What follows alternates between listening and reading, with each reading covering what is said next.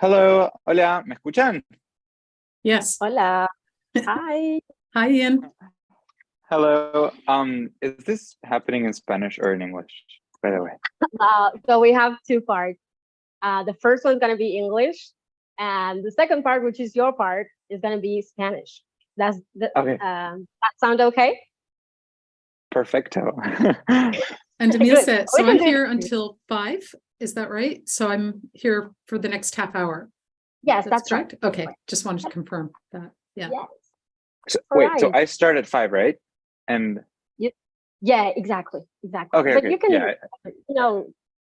chime in whenever you want. It's all right. Yes, please do, Ian. How are you doing? Good. Just got back from my class. Made it right on time to my room. It's normally pretty messy, and today it's nice. So I might turn up the filter for. I can't. Okay, I might just turn it off. If someone asks for a room tour, I might do it. Only if someone asks. That's nice. Yeah. I have my mate next to me. I remember, Vivian, when I run into you, and I had my mate. This is being live streamed on YouTube also. Ian, I wasn't sure whether you knew that also. Okay. Yeah. Fun. Yeah. So I'm going to start this formally, but you know that we here in Buenos Aires, we like to be kind of informal. So I want you to just relax and, tell us all the information you want to share with us. We're going to, we have some questions prepared for both of you guys. But as we said before, first we're going to start with Vivian. I'm going to introduce you. So Vivian is the Senior Assistant Dean at the Office of Admissions at Princeton. So hello, everyone. Hi, everybody. Vivian, would you like to share with us a little bit of your story? How did you start in Princeton? What do you want to share? Yeah, absolutely. So my name is Vivian Slee. I grew up in the area, which is kind of unusual. I'd never expected I'd live back in Princeton, but you know how life takes you on these different journeys. And I ended up coming back here in 2006 with my husband and 2 children. And we settled here. And I started off working part-time for the Office of Admission in 2012. And then full-time in 2017. So I've been here for a while. And I sort of jumped into the international role more, and I'm part of the international team in the office, partly because I speak other languages. I have Spanish and then a little bit of other languages, but also because I've lived abroad as well. I've lived in places like London and in Moscow, and Germany as well. So, but my family is from Colombia, my mother's side of the family. And so I enjoy getting to come to South America from time to time. I still haven't been to Argentina, but I really look forward to coming sometime soon. So like I said, in the office, I'm the territory manager for all applicants from Latin America. So if you're planning to apply to Princeton, I will see your application.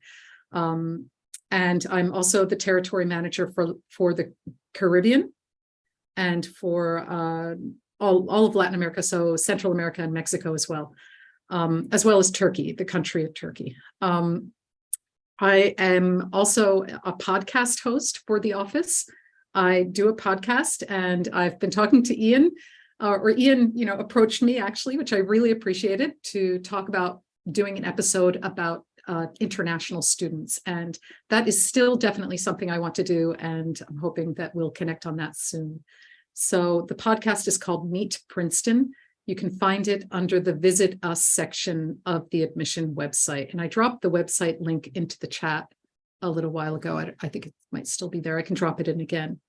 But yeah, I'm happy to answer any questions at all concerning the admission process. So delighted to be here.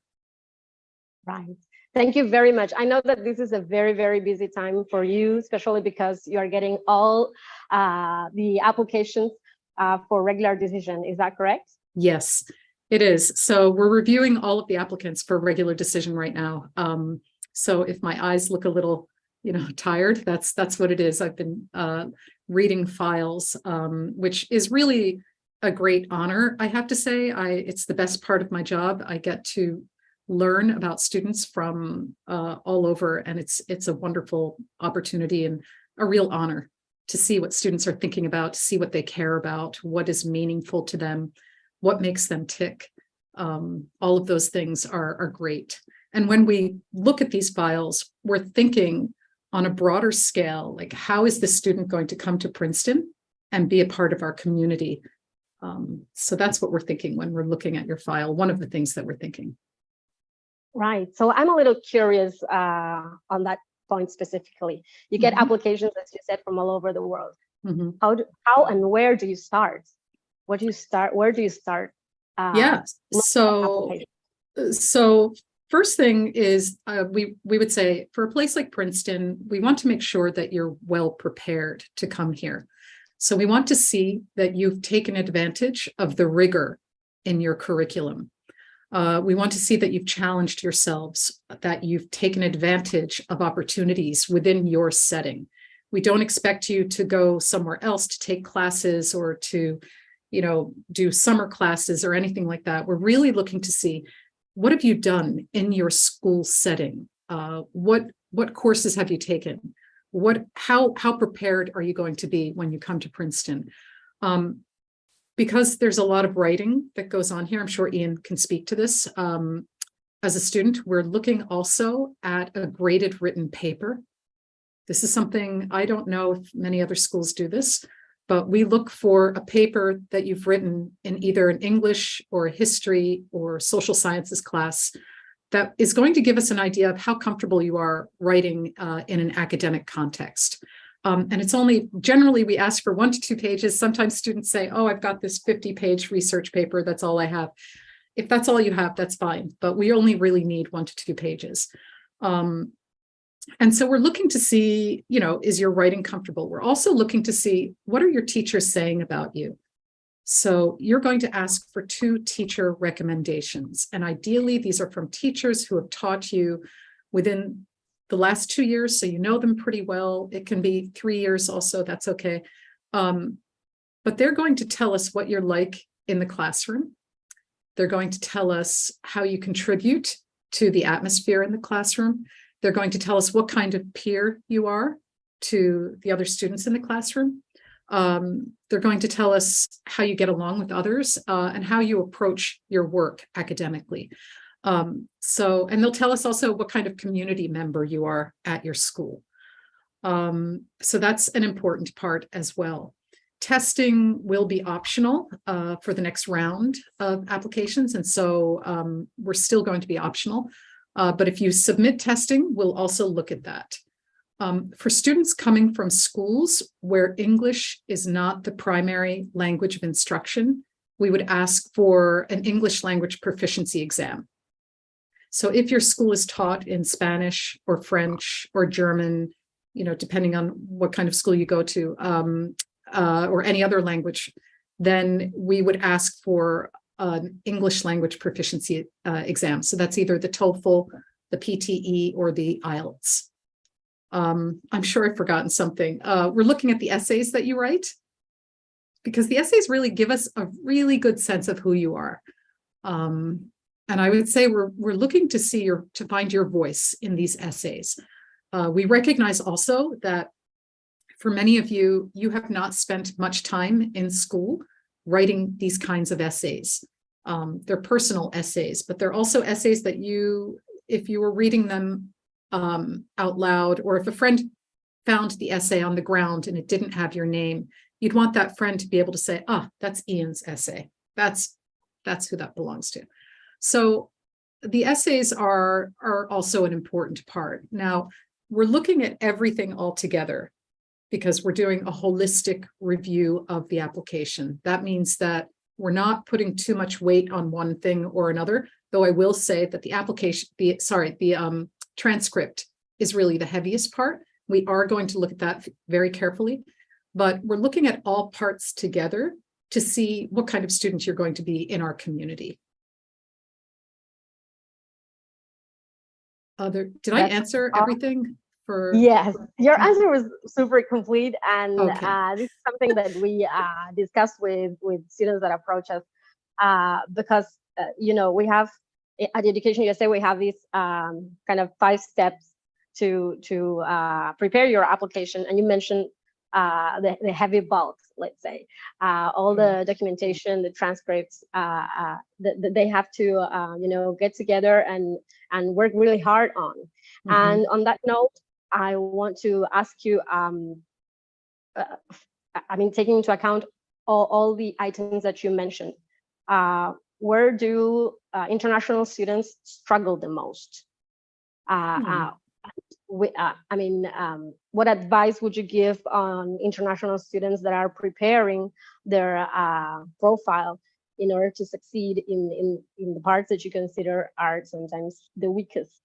To give you some context, here in Argentina, essays are personal statements, and that kind of essays are not very popular. So sometimes when we need to review students' essays, we find it very hard to transmit or communicate what an essay that would, you know, appeal certain institutions would look like. So if you want to give us some advice on which parts international students should be focusing on when they're preparing their application. Yeah, I think that's a great question, because I would say that I don't know, it's hard to separate the international students from the domestic students, because I see domestic students sometimes struggle with the same things. But I would say that when you're writing your essays, first of all, in order, I think, to write good essays, it's really important to read. It's very important to read things, to read broadly. Read fiction, read nonfiction, read the newspaper, read magazines. Reading broadly will make you a better writer. And I would say reading in English would especially be helpful, because of what we're looking for. I would say also, like, opinion sections of newspapers can also be helpful to give you an idea of a person's tone of voice and perspective. They can be helpful in terms of some of the essays that we're looking for. So reading broadly, reading nonfiction, fiction, it can be very helpful. I would say also that we do ask a question if you're applying either as an AB student. So we have 2 different degrees at Princeton. We've got the Bachelor of Arts and the Bachelor of Science and Engineering. When students apply to us, they're going to check a box and say, I'm applying as a Bachelor of Arts student, or I'm applying as an engineering student. And we have 6 different areas in engineering. Or they apply as an undecided student. And we see plenty of students who they're not quite sure which degree they want. But here's where we're trying to get an idea of their academic curiosity. And here's where I'd say it can be a challenge to answer this question, because we get a lot of students who are just telling us what we offer from our website. They're looking at the website, they see some classes, they're like, I want to take this class at Princeton. I want to take this class. I think that would be fun. You know, I think I'd love to study with this professor. And that's fine to mention that. But if we don't really have an understanding of why you're curious about these things, it's harder to have takeaways. It's harder to have an understanding of what is driving you. So really, we're very curious to hear your voice and to really understand what is making you want to study electrical engineering, or what is making you want to study English literature or French language. So if you can give us a little bit more in that essay, I think that's really important. I think it's also just important to spend time on the essays. And whatever school you're applying to, the questions that they ask in the supplemental part to the application are going to give you a very good idea of what that school cares about. And so I think that, you know, our questions, we thought long and hard about the questions that we ask in the supplement.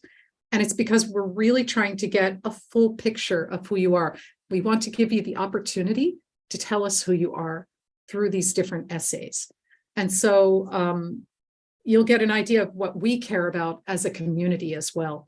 So when you're writing, I think one of the essay questions is, is there a meaningful extracurricular activity that you've done? Can you tell us about that? I'm sure the wording is better than that. So, pausing and giving yourself time to think about your responses, writing a first edit, second draft, third draft.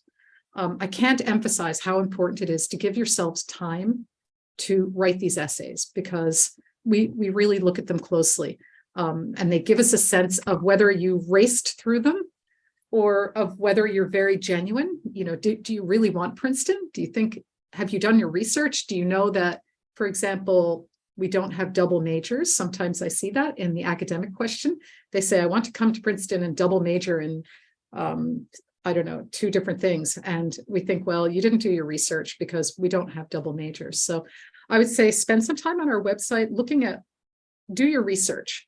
Like, look at our website, see what academic programs we have, see if there is something that is appealing to you, to make sure that we actually have what you're interested in. So that sounds fantastic. I can go on for hours and hours, but would you like to ask something on this topic?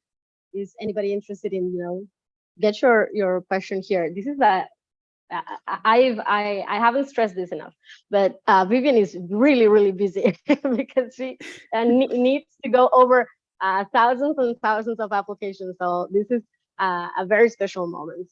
Does anybody want to ask something? Do you guys have a question? I'll also just add that EducationUSA is such a fantastic partner for us, and we really, really value them hugely.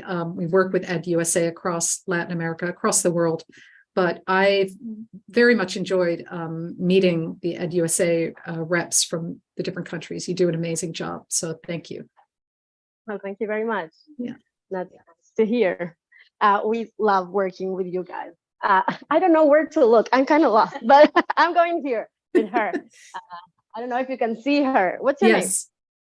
Milagros. Milagros has a question for you. I would like to know which are the most common mistakes in the student applications, especially international. Right. Most common mistakes? Was that the question? Yeah. Gosh, let me think. I think one of the most common is forgetting which school you're applying to and mentioning that you really want to go to Harvard or MIT in your essay. But we don't fault you for that. We know that you're competitive students. We know that you're doing so many applications. So I don't really think of things as a mistake in terms of what students do.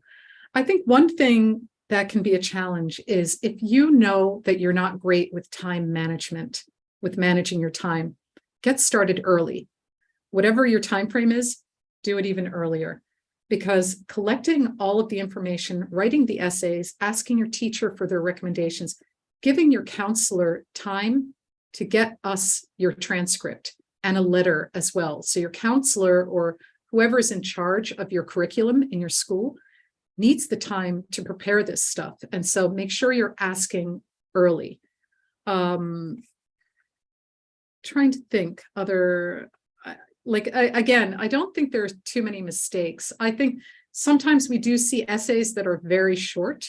And I'd say that can be something that we see more maybe with international students, but we see it with domestic as well, where they think that we only want 2 lines. And I think, that's such a shame, because the student was doing interesting things and the teachers are saying great things about them, but they wrote so little for each essay. So that's an example maybe of a student who could have done more. I think what else would I would consider to be unfortunate in terms of an applicant? Maybe not sharing everything that you're doing and giving value to everything that you're doing. So you might have responsibilities at home. You might do things at school that you don't consider to be that important. We really want to know everything that you're doing. So how you're spending your time outside of the classroom matters to us. So you might go home and spend time with your grandparents or younger siblings, or you might be looking after a parent. And so however you are spending your time, it's your time and it's valuable. And it gives us a better understanding of who you are altogether again.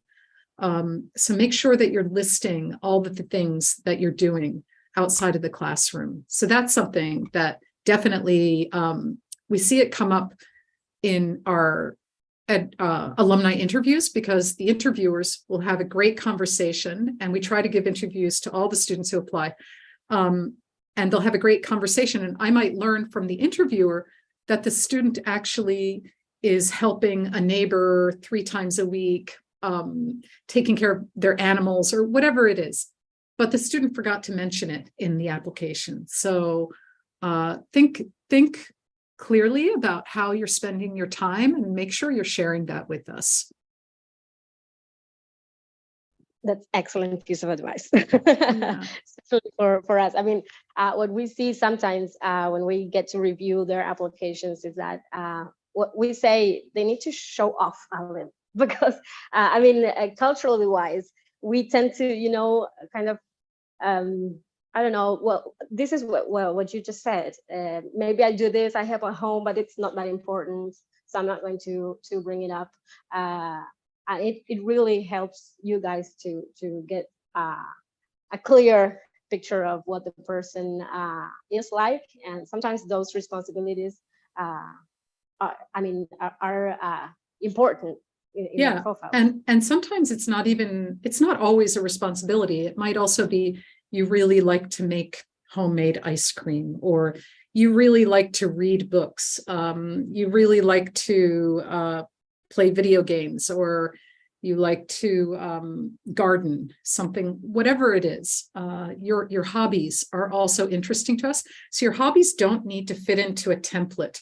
We're not looking for a list of things for us. We're not checking them off like, community service, a sport, music. We don't want that. We really want to know who you are in a genuine way. What are your interests? How are you really spending your time? What are you really interested in doing?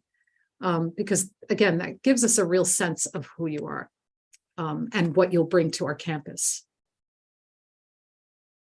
Thank you. That sounds great.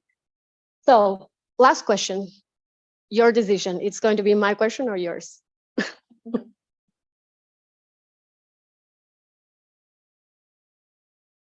Yeah.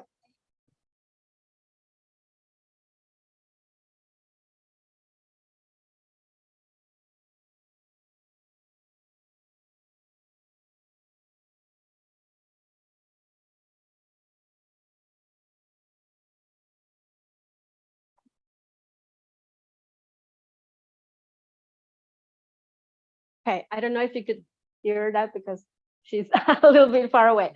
So her question was about the age that, if there is a minimum of age, was that your question, to pursue a master's degree?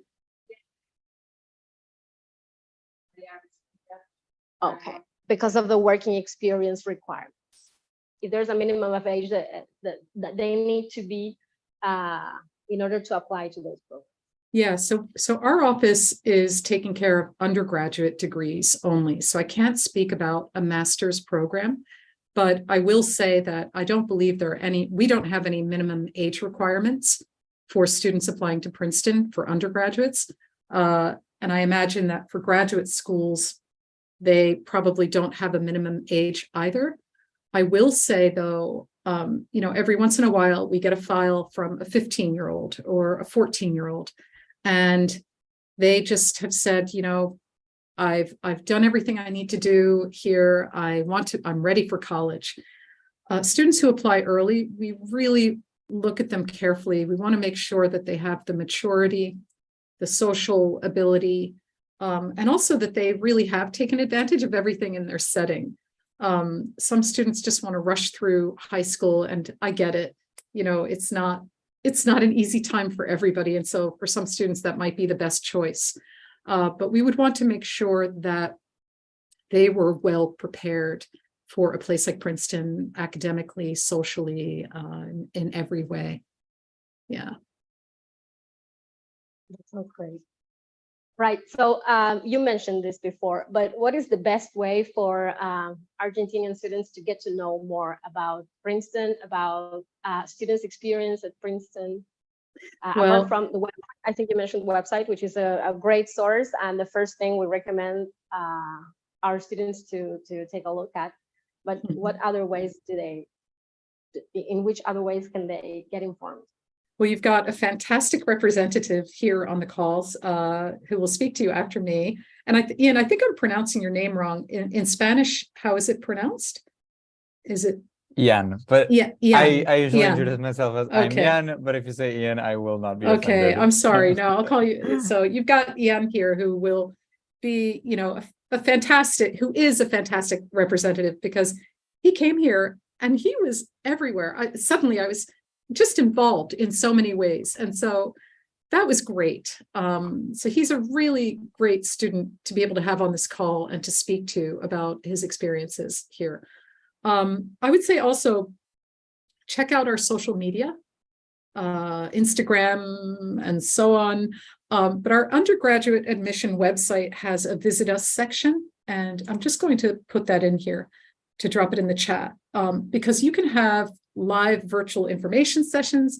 You can do something called Tiger Talks, where you can connect with students virtually. You can do virtual tours. You can listen to a 15-minute admission information session. So it's all here. I'm going to drop this into the chat right now.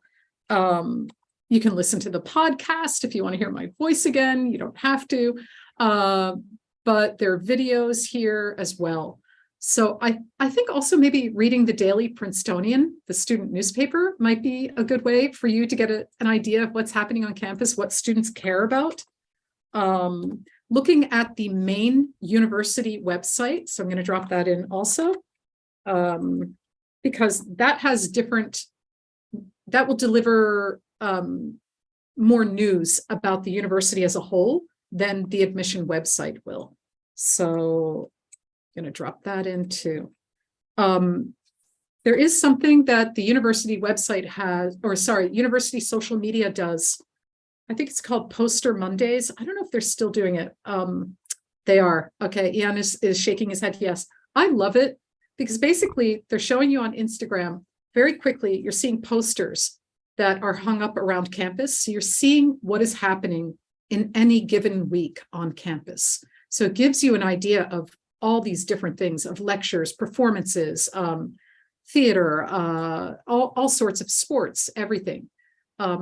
So I think social media and these two websites, so the admission website and then the university website, the Prince, the Daily Princetonian, we call it the Prince. Also have a look at our libraries. Go to our websites and then visit our libraries, see what's happening in the libraries. Go to the Mudd Manuscript Library, that's MUDD. There they have what students have done for their senior theses. The senior thesis is a required part of the curriculum at Princeton. So every student who graduates will do a senior thesis, and they're all held in digital form in the Mudd Manuscript Library, and anybody can go in and have a look to see what students have done through departments and so on. I find it, I love going there from time to time just to see what students are doing in computer science or what they're doing in economics, which are two of our more popular majors. Ian, I'm just wondering, have you decided your major yet? Great question. Okay, sorry. That's something that I'm trying to work on. Like this past few weeks have been pretty important around that question. I'm going to the Center of Career Development a lot. I'm doing like orientación vocacional, vocational orientation through Zoom in Argentina. I'm trying to figure that out, but it'll be either architecture or psychology. Great. But I will probably talk about that psychology thing and how it relates to distribution requirements later. But I did want to add another resource to your answer, Vivian, about something that people can use to find out more things about Princeton. If there's information that you cannot find on a website or you want to hear about a personal experience, the Office of Admissions has a set of designated bloggers. We are, and I'm part of the team, we're essentially employees in a sense of the Office of Admissions, and we write blogs. Like today I got published a blog about my summer program that I did in Italy over the summer, but we also get paid basically to answer questions from prospective students.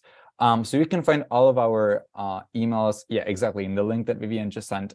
So if you see someone that has the major that you want to do, or who is pre-med, sort of like wants to go into medicine like you do, you can email that person and ask specific questions, and that person will answer because it's part of a job.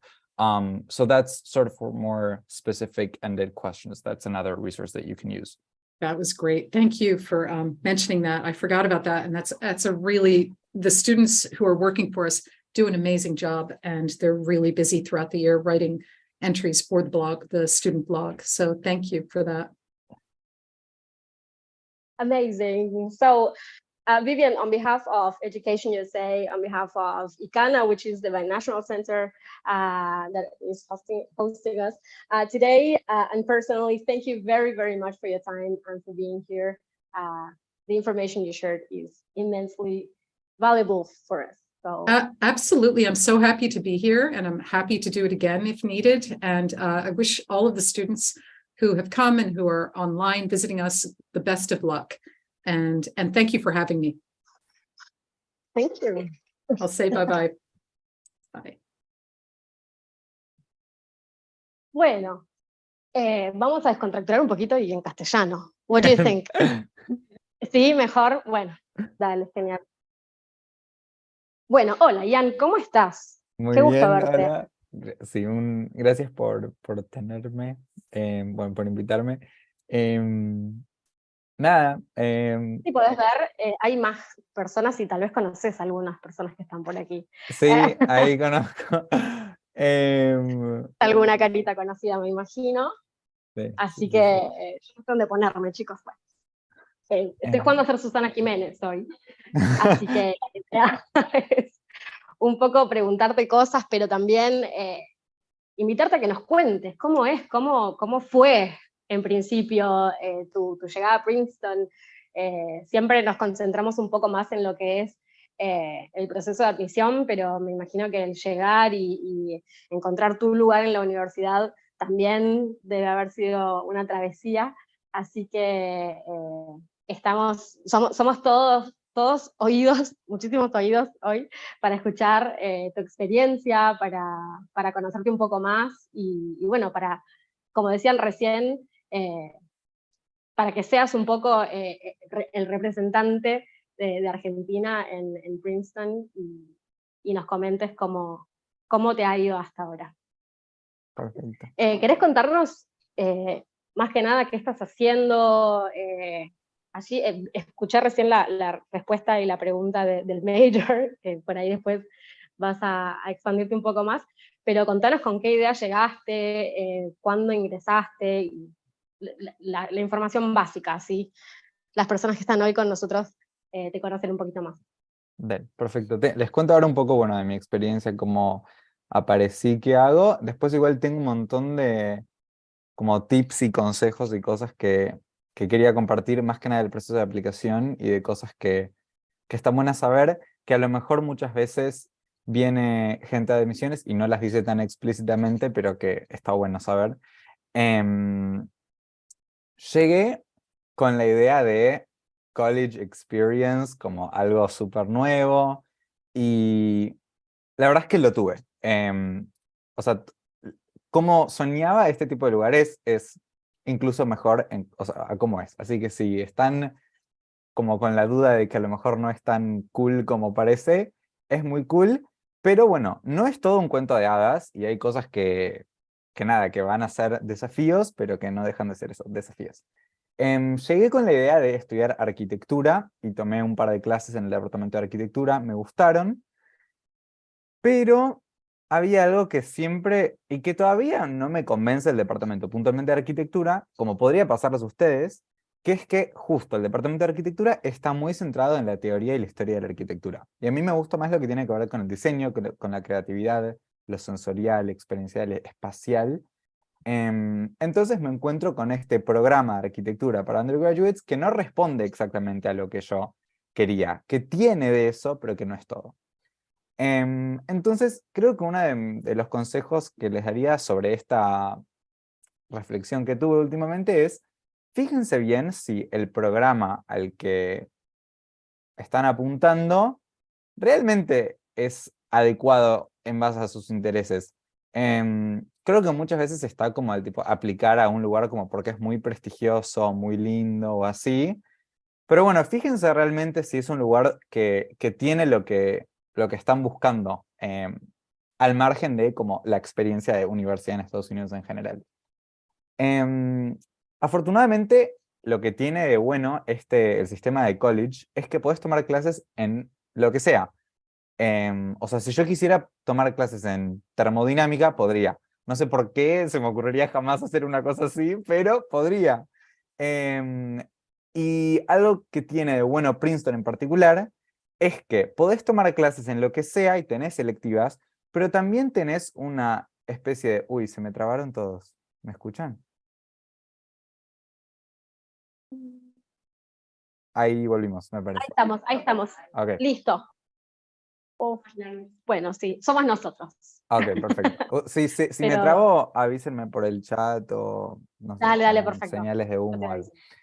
Em, lo que tiene bueno Princeton en particular con el tema de elección de clases, yo estoy hablando igual de la experiencia undergraduate. No sé si ahí escuché que había alguien que estaba como pensando Sí. en preguntas de másters. Si después quieren preguntar algo puntual, yo puedo tratar de responder en base a lo que conozco y a la gente que está haciendo másters que son amigos, pero Genial. la mayoría de lo que habló corresponde a la experiencia de carreras de grado, ¿no? Y Lo que aplica tiene... también. Sí, Investigar como el programa al que vas a ir de forma detallada y viendo si tiene lo que vos necesitas, creo que claro. aplica a Total. ambos. Eso aplicamos, pero bueno, esto que voy a decir ahora no aplicamos. Lo que tiene Princeton para undergraduates es un sistema se llaman distribution requirements, requisitos de distribución, que significa que estás obligado a tomar clases en, de alguna manera, diferentes categorías, pero no te dicen qué clases.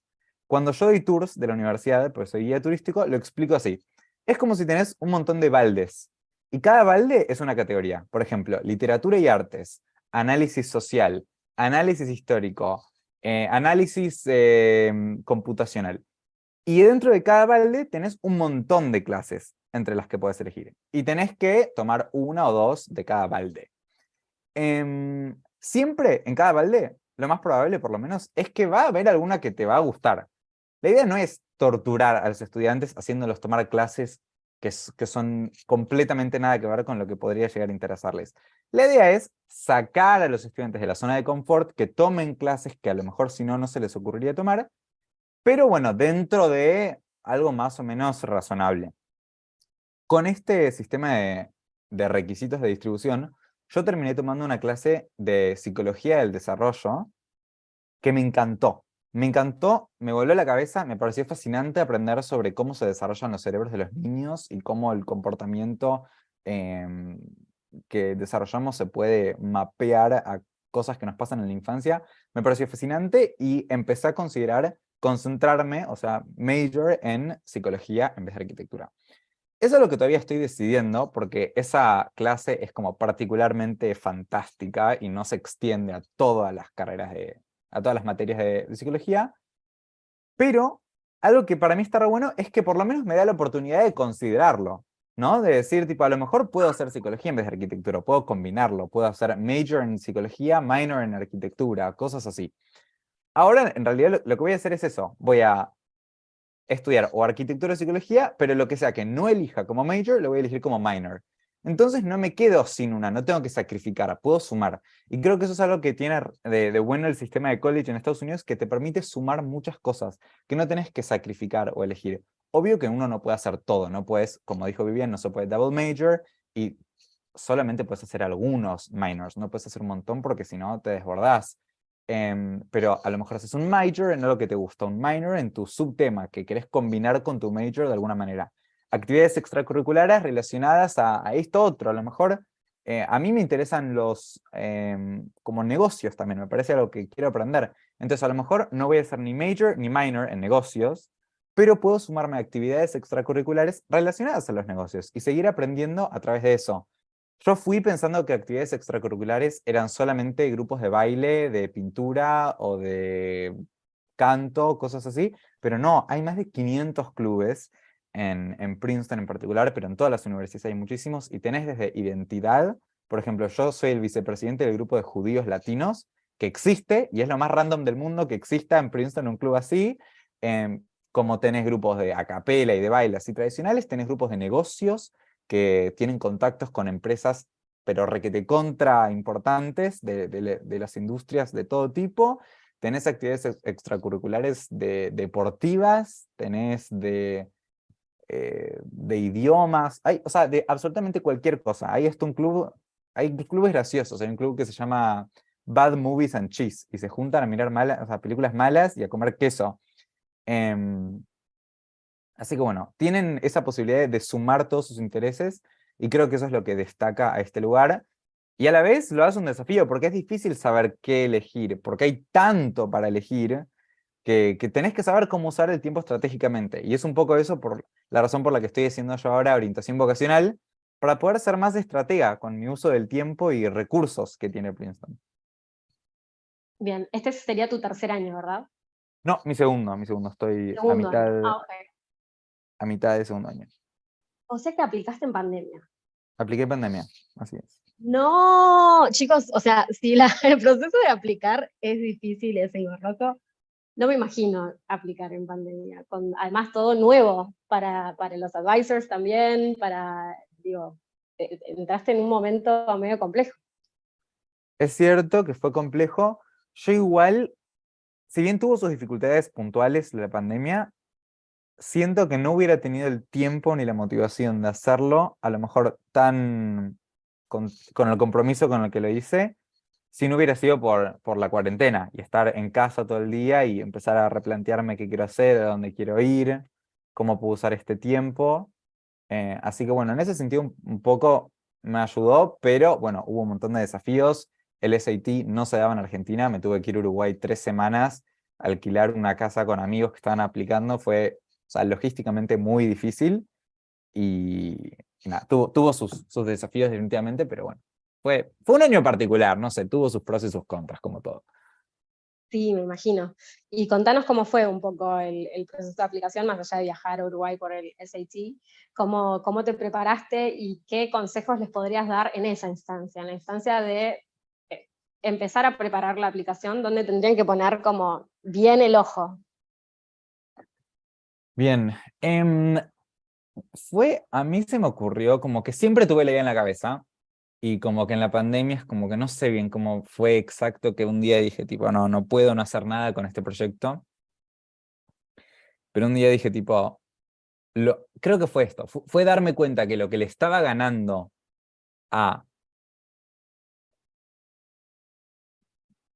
mi acción era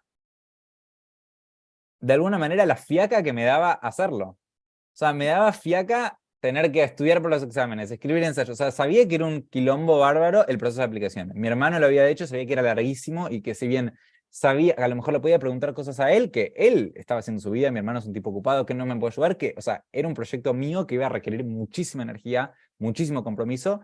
Y es como que fue un momento en el que dije tipo, no puedo dejar que la fiaca que me da todo eso le gane a mi deseo de estar ahí. Porque si no, o sea, ¿con qué valor estoy operando? ¿No? Y cuando decidí hacer ese cambio de que le gane de alguna manera mi motivación, ahí empecé con todo, pues sabía que no tenía tiempo para perder, era fines de mayo, me parece, y las aplicaciones eran para diciembre. Y yo encima en arquitectura, para algunas universidades, tenía que preparar un portafolio, que también es algo que requiere tiempo y nada. Entonces fue un año en el que mi proyecto principal fue ese. Y de alguna manera, si están aplicando, es un poco la importancia que le tienen que dar. No tienen que hacer que su vida y o sea, su percepción de sí mismo, su valor, dependa del resultado, pero sí requiere realmente poner muchísimo de sí, porque si no, no se llega. Hay muchísima gente de todas partes aplicando que le ponen todo, entonces de alguna manera requiere esa dedicación absoluta. Aplicar a las universidades de Estados Unidos tiene sus consejos y también Princeton en particular, nada, tiene cosas particulares para las cuales está bueno prepararse. Quiero acá traer una lista que escribí y bueno, ir en medio moviéndome desde esa lista de consejos. Qué aplicado. Tiene una lista de consejos, chicos. O sea, es un montón. Es genio. A ver si puedo meter esto. Vayan preparando preguntas si tienen. Así, ya Ok. tiene un montón. Ya hay un montón. Bien. Ok, perfecto. Con los Igual consejos y podemos.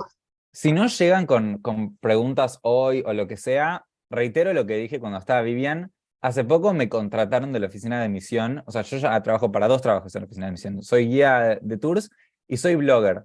Y como parte de los bloggers, me pagan por responder mails. Así que si no llegan a... O sea, pregúntenme todo lo que quieran, me pueden escribir por Instagram, donde sea. Pero si no llegan, mándenme mails. Le pagan dólares, así que aprovechen.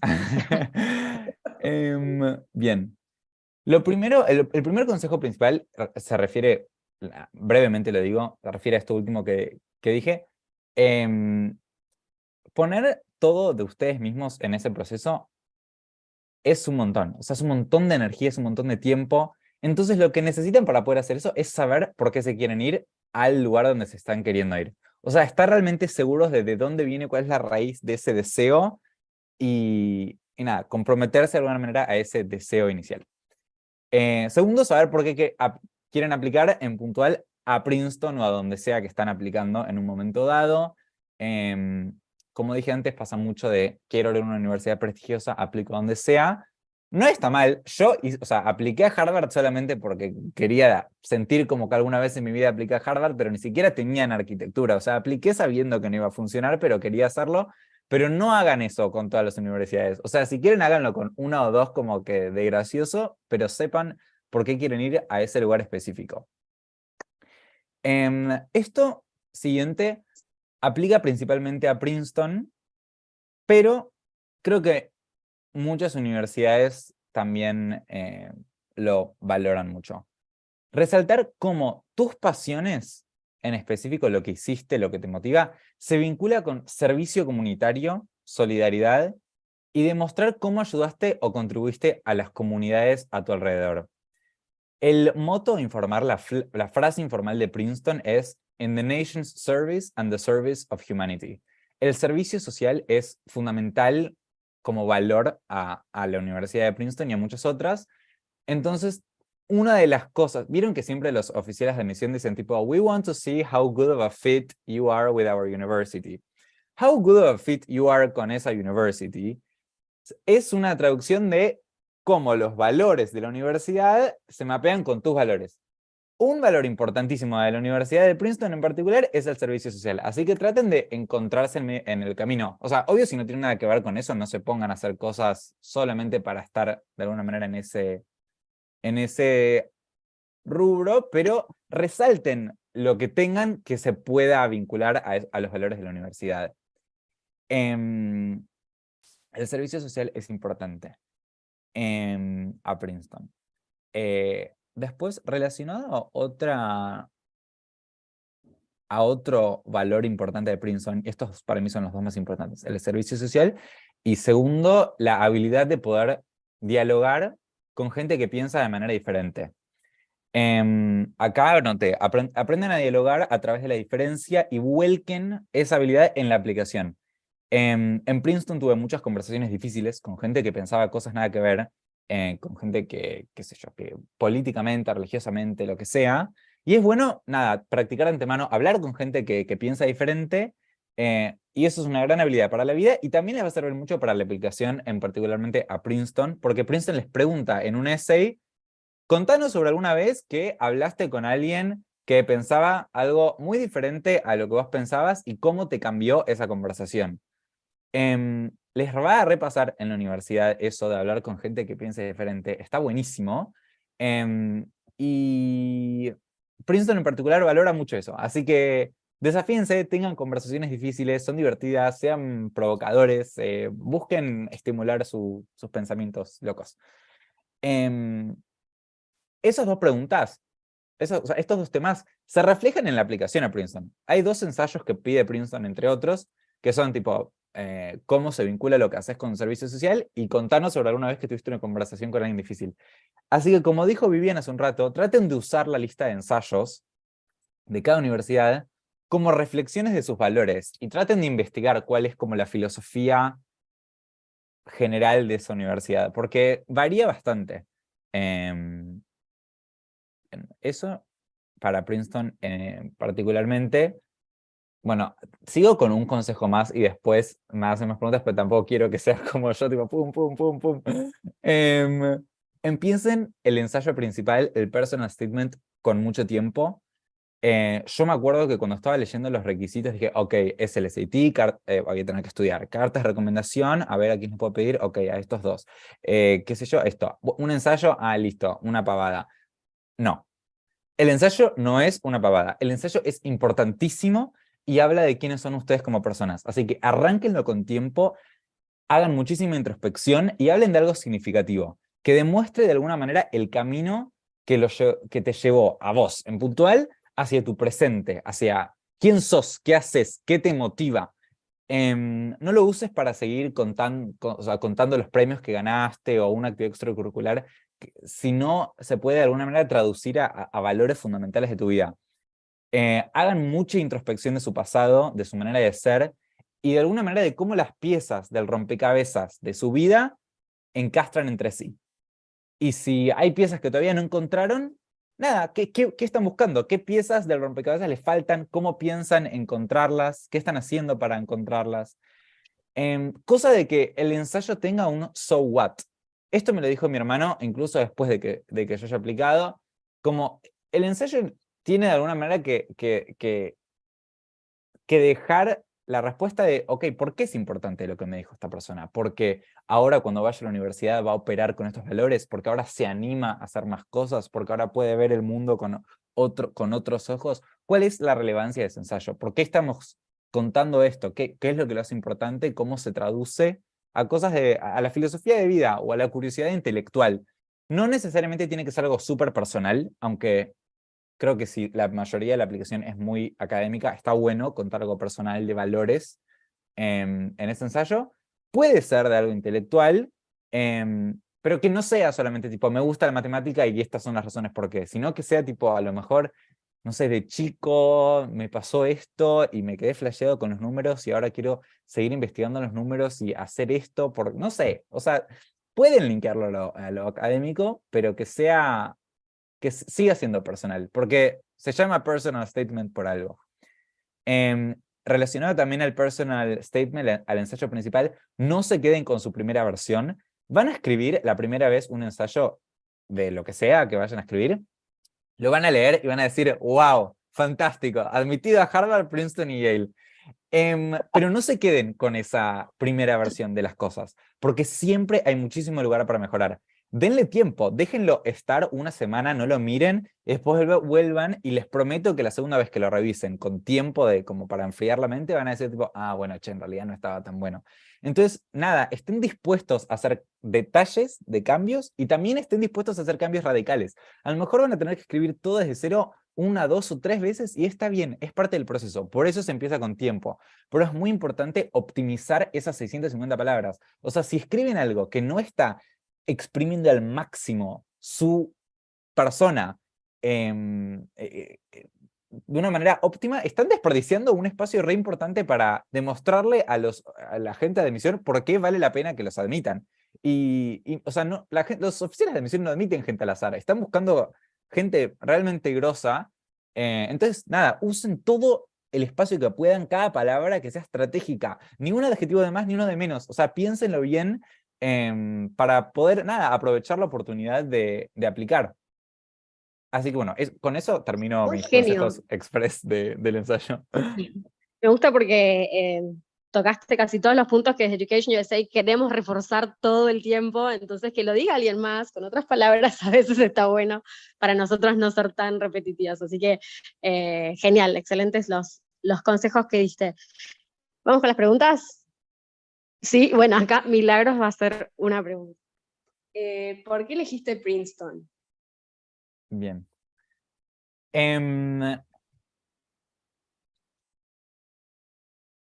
Al final del proceso, yo terminé siendo admitido a 5 universidades de todas las que había aplicado.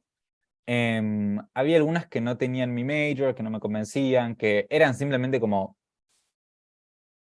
no, o sea, no eran un buen fit en general, y ya medio yo lo sabía de antemano. Apliqué a 2 que no tenían mucho que ver. De vuelta, algo que yo hice pero que no estaría bueno que hagan. O sea, apliquen a universidades que les gustaría mucho ir, no que porque sí. Entré a 2 universidades que tenía muchísimas ganas de entrar: Princeton y Rice. Rice tiene un programa increíble de arquitectura, entonces me retentaba, pero estoy un poco, la verdad estoy muy contento de no haber elegido Rice, no porque no sea una universidad excelente, lo es, sino porque es un programa muy enfocado en arquitectura. Es como medio la UBA, no es como college. O sea, son 5 años de arquitectura y te gradúas de arquitecto. Yo en Princeton tengo 4 años, es Bachelor of Arts, estudio un montón de cosas diferentes. Y a mí eso me gustaba mucho del sistema de college. Por eso también medio tuve ganas de aplicar, porque si bien sabía que seguramente quería estudiar arquitectura, no me convencía tanto como para mandarme una carrera y que sea lo único que está haciendo. Entonces el sistema de college me gustaba mucho. Princeton es claramente una universidad increíble, con un montón de recursos.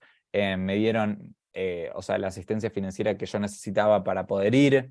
Era una universidad linda, hermosa, con profesores muy grosos. O sea, no había nada que Princeton no tenía, que yo estaba buscando. O sea, todos los checkboxes los cumplía Princeton. Me parecía que tenía como el rigor y la reputación de una muy buena universidad, y a la vez es como que no estaba de alguna manera tan, como que no se comía su disfraz. O sea, yo siento que universidades como Harvard o Yale, está bien, son universidades re prestigiosas también, pero que son como una marca también, como que ves gente usando el buzo, las cosas así, porque tienen como una especie de, sí, como de marca detrás, mientras que Princeton me parecía que tenía la misma reputación, el mismo prestigio académico, o sea, eh, nada, las oportunidades académicas excelentes, pero que de alguna manera como que se lo había ganado en sí sola, como que no era solamente el nombre, era realmente la institución. Así que bueno, fueron un poco esas cosas. Genio. Última pregunta de alguien más. ¿No? Estamos mucho calor, Ian, acá. Yo no Uf. te puedo explicar el calor que estamos sintiendo en estos momentos. Espero que vos estés en un ambiente mucho más cálido y lindo. Cálido no, Bueno, al no contrario, calidad. mucho más frío y lindo. Y me gustó mucho la iniciativa de los blogs, y espero que lleguen a que las preguntas que nosotras recibimos y que sabemos que están en el aire, las puedan canalizar justamente por ese blog y por todas las otras opciones donde tienen para buscar información. Miren, ahí está pasando un montón de datita que después les voy a compartir. Pero no te voy a tener acá mucho más tiempo, así somos puntuales y respetuosos de tus horarios y bueno, de los horarios de la gente que nos vino a visitar hoy. Así que, primero que nada, agradecerte muchísimo la conexión. No lo dije al principio porque no quería show off cuando estaba Vivian, pero Ian fue miembro del Competitive College Club, que es uno de los programas de EducationUSA. ¿Querés, no sé, contar algo de cómo fue tu experiencia en College Club? Muy breve, así no nos expandimos tanto. Sí, bueno, yo me sumé medio que una vez, fue muy random que me sumé. Estaba buscando, ya había empezado el proceso de aplicación como hace 2 meses, no sabía ni que existía EducationUSA. Un día me metí y vi que se podía como sacar turnos con como asesores de EducationUSA. Sacé un turno con Caro, estaba en su momento, y llegué tarde al Zoom. Me morí de vergüenza porque no sabía que era como tan serio. Llegué como 5 minutos, que en persona no es tanto, pero por llegar 5 minutos por Zoom tarde es un montón. Y estaba como nada, como que se notaba que las cosas habían empezado con el pie izquierdo. Pero terminamos hablando y me dijo que estaba el Competitive College Club, pero que ya había cerrado. Y yo le dije como si puede estar en la lista de espera o algo así. Me terminé sumando tarde, pero me gustó mucho tener un grupo de gente con el que compartir la experiencia y teníamos un chat, entonces nos mandábamos info y recursos y fue más como el acompañamiento y saber que tenía alguien a quien preguntarle cosas y tenía preguntas puntuales sobre nada, cómo se hace desde Argentina, porque a veces hay mucha información en Google, pero hay muy poca sobre cómo hacerlo desde Argentina puntualmente, qué sé yo, desde el boletín a cosas a lo mejor de Financial Aid. Así que estuvo bueno por eso. Bien, sí, Caro me dijo que te mande saludos, obviamente se acuerda de vos, otras advisors también, así que, bueno, esto es para nosotros realmente una instancia súper importante que hoy seas parte de esta reinauguración de ICANA, está buenísimo y nos pone muy, muy alegres. Te deseamos lo mejor de lo mejor en Princeton, que puedas ahí darle en la tecla con esa elección de major y que te va a ir, sabemos que te estás yendo y por lo que contás estás súper bien allá, así que continúe, que sean los éxitos y te esperamos. Cuando vengas a visitar, mandanos un mensajito y vení a vernos. Dale, dale, buenísimo. Gracias por organizarlo, me parece que está buenísimo. Apliquen, que faltan argentinos, somos 2, y hasta el año pasado era solo yo, así que apliquen, que necesitamos más. Dale. Mil Así que, gracias, nos estamos viendo. dale, chau, chau. Abrazo.